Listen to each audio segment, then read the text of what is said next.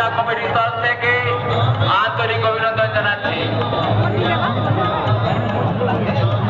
বস্তিপাড়া বাঙালি পূজা committee এবং যে মন্দির প্রাঙ্গণ সুসজ্জিত করা হয়েছে এটি এনারা করেছেন স্বর্গীয় শ্যামল সামন্ত কাঠগোলার সমস্ত ছেলেগুলি, তাদেরকে এবং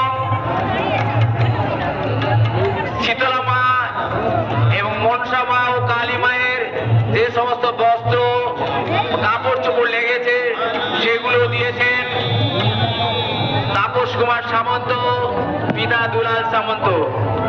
এনাদেরকে পূজা কমিটির তরফ থেকে আন্তরিক অভিনন্দন জানাচ্ছি।